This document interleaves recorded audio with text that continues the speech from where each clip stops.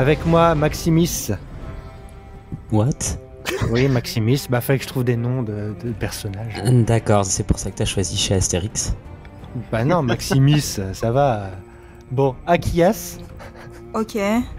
Freddy Lion. Ouais. Et Hugoyos. Ah, bonjour. Oui, pardon, ça va.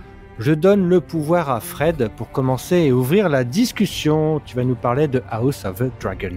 J'attendais avec curiosité, mais pas une impatience folle. Parce que j'avais déjà lu les bouquins du coup qui étaient assez imbitables en fait, parce que très encyclopédique et c'est très très lourd à lire. Mais bon, quand même toujours une curiosité parce que j'adore quand même Goth, même presque jusqu'au bout. Donc voilà. Et bon, l'amorce de la série s'est faite de mon côté plutôt en douceur, où je me suis dit ok, ça démarre doucement. On va voir où ça va en venir, ça fait très soap, c'est très politique, donc c'est chouette parce qu'on retrouve en gros le côté politique qu'on avait au début de Game of Thrones. Mais là c'était beaucoup plus simplifié parce qu'on se retrouvait juste avec un seul lieu, juste une famille pour les personnages, donc à suivre c'était encore plus simple que ce qu'on avait avant. Et puis petit à petit ça a pris en profondeur. Je trouve que ils ont quand même osé certaines choses au niveau de l'écriture, notamment les ellipses. C'était pas facile pour eux, je pense à écrire et ce genre de série sur le long terme. Mais moi, je me suis pris au jeu au fur et à mesure. Je suis parti de pas d'attente et bof à le final est vraiment canon. C'est une première saison que je trouve finalement ultra maîtrisée. Ça ose des choses dans l'écriture, à la fois pour les ellipses. Il y a une interprétation de tout le cast qui est absolument dingue. Je me serais jamais attendu à avoir un Paddy Considine dans un rôle de roi comme ça. Le seul personnage enfin positif dans l'univers de Goth et qui s'en va de manière positive, j'ai envie d'une certaine manière, puisque voilà, c'est un des seuls qui n'aura pas la tête tranchée quand même. Après, je sais pas si on a droit de spoiler ou pas, je pense. Oui. Le seul défaut que j'aurais, que je trouverais à la série pour le moment en tout cas, c'est plutôt du côté de la forme. Parce que certes il y a quelques jolis plans, etc. C'est la photo est des fois affreuse. Je pense à ces nuits américaines qui sont juste horribles et où on voit rien, ou qui sont juste moches quoi. Je trouve que l'écriture des personnages est fantastique et le fait d'avoir ces ellipses et de passer de leur enfance jusqu'à leur âge adulte où ils doivent prendre le pouvoir et du coup de suivre tout ce qui va les mener dans ce futur duel est vraiment super bien construit. Et j'ai hâte de voir la suite pour le coup qui va être beaucoup plus sanglante. Moi je mettrais vraiment une bonne note et je suis très très agréablement surpris et plus ça allait plus j'étais dans le truc quoi. Je peux juste demander, donc Fred, tu penses que l'ellipse est arrivé à point nommé dans le sens où t'aurais pas voulu voir une saison entière par exemple avec les jeunes entre guillemets? Si, ça aurait été chouette, mais je pense qu'on se serait vite, on aurait vite tourné en rond. Je pense qu'on aurait vite tourné en rond sur ouais, on est amis, on n'est plus amis, on est amis, on n'est plus amis, des trucs comme ça. Et je trouve que du coup, ça accélère l'intrigue. Et s'ils veulent faire tenir toute la Danse des Dragons sur 4 saisons, comme ils le prévoient a priori, fallait accélérer les choses. Et pour le coup, je trouve que ça s'est fait assez naturellement. Après, il y a le petit jeu du coup à chaque saut temporel de se dire oh mince, alors qui est qui au fait, parce que là faut retrouver le truc. Mais c'est super bien vu et à chaque fois les changements d'acteurs se font mine de rien naturellement. Je trouve qu'on passe de Millie Alcock à Emma Darcy. Hyper naturellement, ça se fait très bien. Je pense que les deux ont dû bien se consulter aussi pour voir leur façon d'aborder le personnage. Et les deux sont aussi charismatiques l'une que l'autre. Non, j'étais vraiment.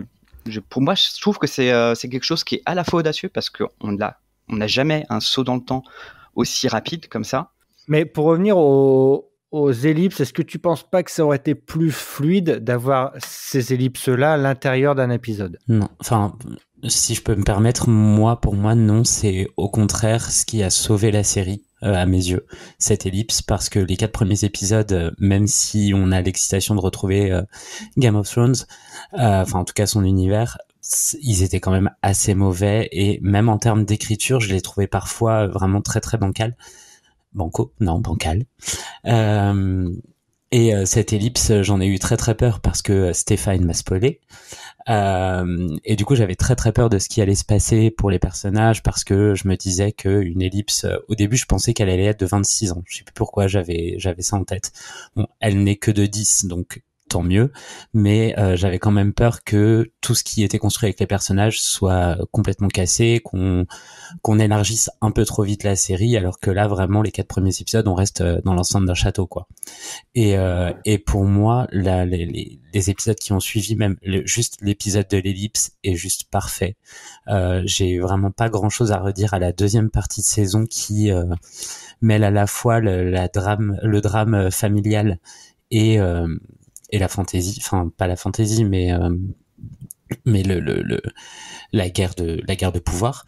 Et je trouve, comme Fred, que le final montre extrêmement bien ça, qu'il pose des enjeux plutôt intéressants. En plus, il se permet des grandes scènes, sans vouloir spoiler les scènes du dragon, enfin des 2 dragons. Voilà, ceux qui l'ont vu sauront. Non, Sauron, c'est l'autre série. Merci. J'en étais sûr. Oui, je vais pouvais pas la laisser. Elle était bonne. On reconnaît qu'elle était bonne. Ouais.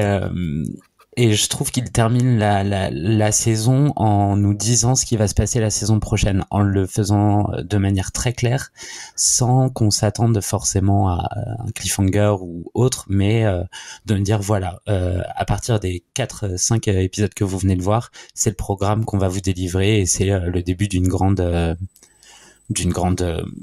épopée familiale, guerre fratricide. Et non, moi comme Fred, j'ai vraiment adoré cette saison. J'ai trouvé ça nickel. Moi, je l'ai pas vu les 2 derniers épisodes parce que je me suis arrêtée aux 5 premiers, en fait. C'est une grave erreur. Ouais. Alors peut-être, mais en fait, j'ai réalisé à un moment quand je regardais la série que j'avais pas à m'infliger ça. Bon, j'ai dû m'infliger les premiers pour le boulot, mais la suite, je n'avais pas à le faire. D'ailleurs, Numérama a sorti un article là-dessus qui exprime assez bien ce que j'ai ressenti en regardant la série. Je trouve que sous un pseudo, les personnages féminins sont sur le devant de la scène parce que ce sont principalement les héroïnes. Et ben mine de rien, la violence dans cette série est assez insupportable pour moi, que ce soit de la violence physique dans les rapports sexuels ou juste par rapport à ce que subissent les femmes en général. Je trouve aussi que l'inceste est glamourisé, plus encore que dans Game of Thrones. Et ok, ça reste une fiction, je veux bien le croire, ok, pas de souci. Sauf qu'en fait, la frontière est trop mince entre cet engouement pour le personnage de Daemon et, si vous voulez, la perception qu'on a de cet inceste. En gros, il est vraiment positif presque. Et du coup, ça me gêne énormément aussi. Et il y a donc tout ça, et puis bon, ce que vous avez dit aussi par rapport à la photo où il y a des épisodes où on voit strictement rien, c'est pas normal ça. Donc je suis d'accord que c'est cool que ce soit plus simplifié dans le sens où il y a moins de personnages, etc. Mais pour moi, il y a trop de thématiques pseudo-malignes, enfin pseudo un peu intellectuelles avec les jeux de pouvoir et tout. Mais en fait, au final, c'est juste un truc un peu morbide pour moi et un peu glauque, voilà. Pour le coup, sur les 4 premiers épisodes, je te rejoins totalement. J'ai eu le même ressenti et j'étais à 2 doigts de tout arrêter avant que Stéphane justement me dise qu'il y avait un saut dans le temps. Et je trouve vraiment que la deuxième partie de saison rectifie totalement le tir sur à peu près tout ce que tu as dit. Peut-être pas sur l'inceste, sans spoiler, en effet, c'est pas un sujet qui est abordé de manière frontale. On voit que là ils ont voulu respecter l'univers où dans cette famille c'est un peu la tradition de se marier entre frères et sœurs ou entre cousins cousines ou entre oncles et nièces. Ce sujet-là il est pas vraiment abordé, mais pour tout le reste vraiment il rectifie le tir. Il y a plus tant de violence. Il y a même des épisodes sans qu'il se passe rien ou quasiment rien. Waouh, même pas de scène de dénuement, dénuement, n'importe quoi. Et il n'y a plus quasiment plus aucune scène de sexe sur les 4 en tout cas derniers épisodes. Certaines ont suggéré, mais toute la partie violence sexuelle vraiment sort de la série. Et c'est peut-être aussi ça qui fait que je suis resté. Parce que vraiment, je comprends totalement ce que tu dis, et c'est quelque chose qui, dans Game of Thrones, me mérissait le poil. On a compris 1 ou 2 fois pour que vous construisiez un peu le caractère de vos personnages, etc. Mais à un moment, faut arrêter. Et vraiment, là, ils ont, pour le coup, bien redressé la barre. Bon, bah, ça me rassure un peu. Peut-être que je donnerai une chance à cette fin, alors. Voilà. Non, mais est-ce que c'est pas dû aussi cet aspect, cette impression d'être glamourisé et tout ça, du fait que, en fait, les acteurs jouent mieux aussi que dans Game of Thrones? Je trouve pas forcément, pour le coup. Non, pour moi, enfin, notamment par rapport à Matt Smith, il y a une fanbase de base, et voilà, quoi. L'inceste entre Jon Snow et Daenerys dans Game of Thrones, c'était comme les acteurs, il y avait pas beaucoup d'alchimie, en tout cas ça transparaissait pas à l'écran, alors que là on le sent plus, et du coup ça peut peut-être en effet créer plus de malaise. L'inceste dans Game of Thrones, c'était, sauf pour ceux qui avaient lu le livre, mais c'était un peu intus, tu vois. Donc et ça a duré une petite saison, et c'était pas, il y avait pas de montée en puissance de l'inceste, tu vois, tu le sentais pas dès le début, quoi. Et du coup c'était un peu une révélation plus que un truc sous-jacent qui arrivait au fur et à mesure des épisodes. Donc je pense qu'il est traité différemment dans GOT, quoi, et là il est beaucoup plus assumé ici. Enfin ouais, c'est un peu le the new normal, quoi. C'est normalisé un peu dans House of the Dragon. Donc et oui, je te rejoins aussi totalement là-dessus. Et sur la fin notamment, il y a aussi ils ont une espèce d'obsession sur les accouchements. Oui. Vénère. Hyper violent, au score, quoi. C'est genre le pire. Notamment à la fin, à la fin, c'est l'apothéose, quoi. Ouais, c'est pas la série à regarder pour les femmes enceintes. Hein. Ah ouais, c'est clair. Sûr. Mais pour la violence, on n'est pas prêt à ce qui vient. Hein.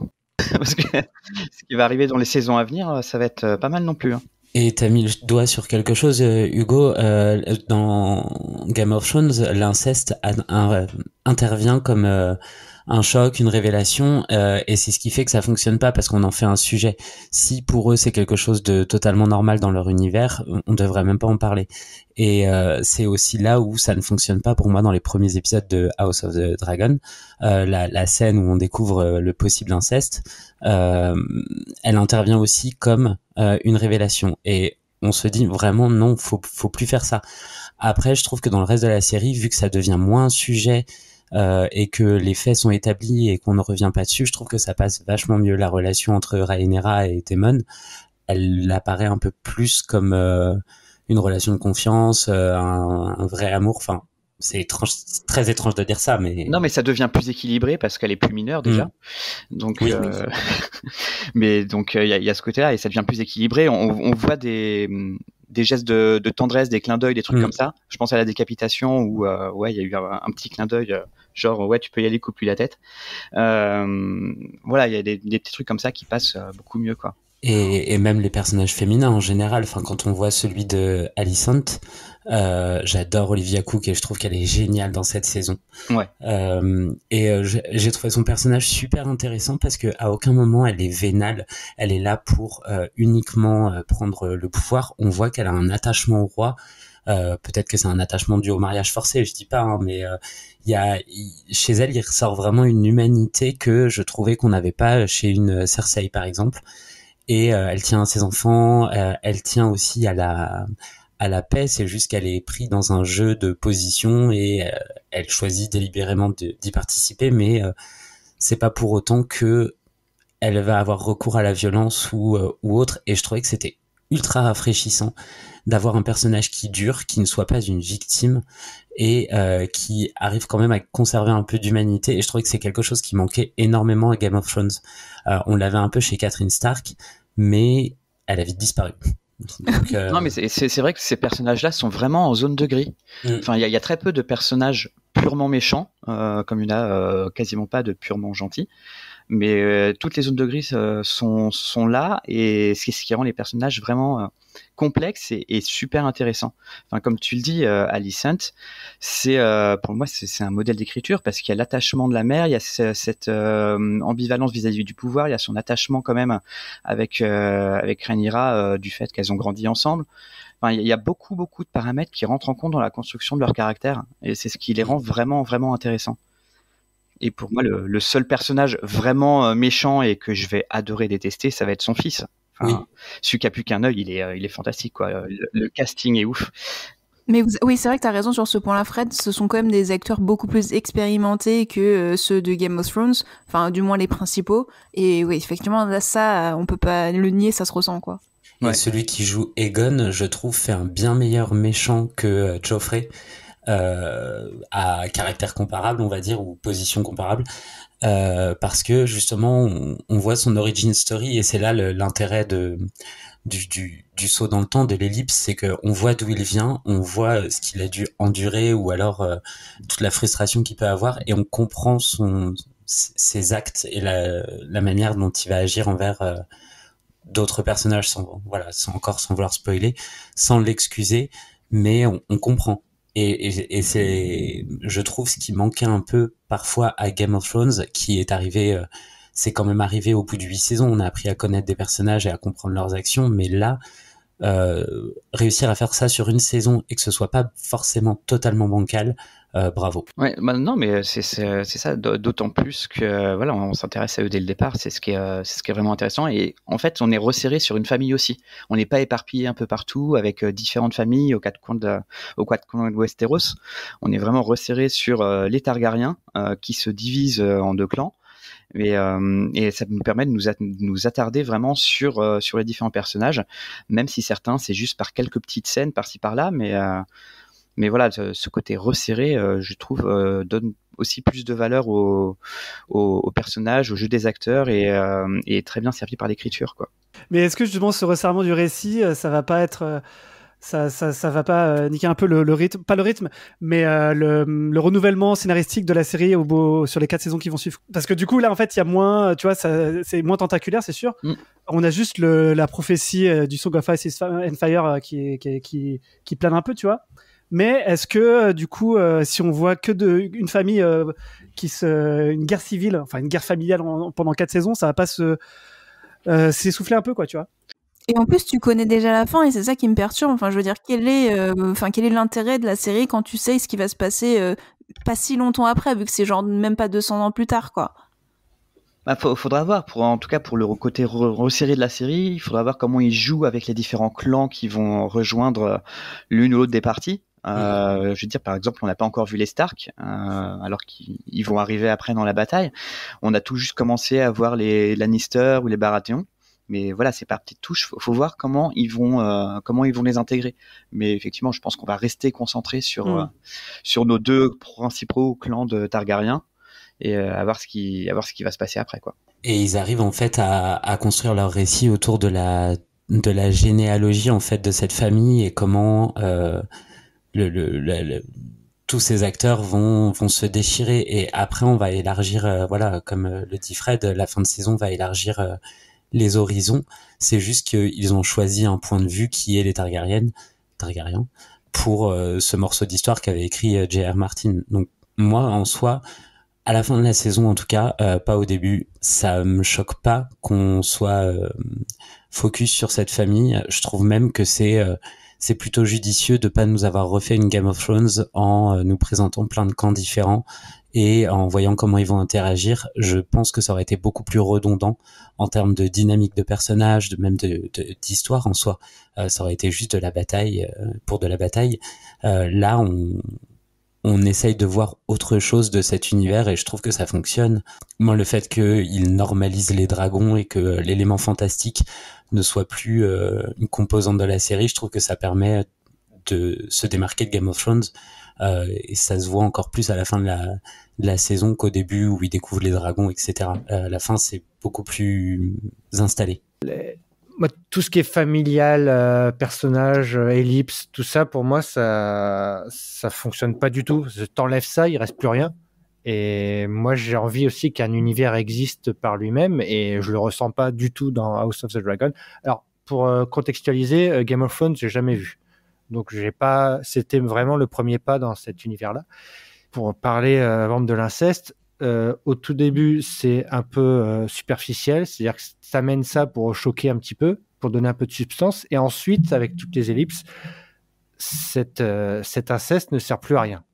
Donc, il est doublement un problème. C'est-à-dire que tu ne le remets même plus sur la table. Même la bâtardise des enfants, c'est à cause des ellipses, on n'en parle même plus. Alors que ça aurait pu faire peut-être des scènes un peu faciles niveau drame, mais c'est sous-jacent, mais c'est pas le cœur des. Enfin, on l'oublie assez vite. Et au niveau de la série, c'est vrai que j'ai pas grand chose à dire. C'est vrai que ça se suit sans déplaisir pour moi pour une première approche en tant que newbie. Voilà, j'ai suivi, mais les ellipses, j'aurais préféré que ça soit dans un épisode pour vraiment mieux contextualiser, mieux apprécier l'évolution des personnages, mieux être dedans. Parce que là, tu es obligé de rebooter à chaque épisode, savoir c'est qui, qu'est-ce qui s'est passé, pourquoi elle est comme ça. Et mais chaque épisode se tient super bien tout seul au niveau de l'écriture aussi. Donc ça aurait été bizarre de basculer d'un seul coup au milieu ou aux trois quarts d'un épisode, je pense. Je suis d'accord que le flou, il existe un petit peu après l'ellipse, mais après, ça devient quand même assez clair que Alicent a 3 enfants. Enfin, pour moi, c'est pas quelque chose qui a bloqué, je trouve. Et puis, enfin, faut avouer, je suis en partie d'accord, hein, quand même. Les 4 premiers épisodes sont quand même très mal écrits du point de vue de se repérer dans un univers, installer des personnages et installer les liens entre eux. J'ai pigé que dalle avant 3 épisodes, je pense. J'avais même pas compris de quoi ça allait parler. Donc, sur ce point, je suis d'accord. Je dis juste que après, enfin, il y a quand même après l'ellipse un gros tournant en termes de qualité. Ouais. Et juste un petit bémol aussi sur ceux qui jouent Viserys. Paddy Considine. Ouais, je trouve que non, il joue pas mieux que les autres. Je trouve qu'il est plus aidé par sa situation physique et par le maquillage que par son jeu. Voilà. C'est plus physiquement, il l'impose plutôt qu'au niveau du jeu, il n'y a pas non plus 10 000 nuances à avoir. Je suis d'accord. Pour jouer un mourant, quoi. Voilà. Il a quand même moins à faire que Olivia Cook. Hein. Ouais. Il a moins à faire, mais c'est un rôle qui est pas évident non plus parce que c'est un personnage qui doit être bienveillant dans un monde qui ne l'est pas du tout. Et ça sans passer pour un roi débile non plus. Donc c'est quelque chose qui n'était pas évident à faire et il y arrive vraiment bien. Est-ce qu'il y a une date pour la saison 2 ? Est-ce que c'est l'année prochaine ou c'est dans 2 ans ? Dans 2 ans, non ? Dans 2 ans apparemment, ouais. Ouais, c'est en tournage début 2023 là. Donc, oui, c'est même pas encore, d'accord. Merci Fred, Maxime, Aki et Hugo. J'ai pas repris vos pseudos vu que vous les détestez. T'as bien fait. Oui. Et je vous souhaite bon courage à tous dans vos vies. Oh, merci, c'est gentil.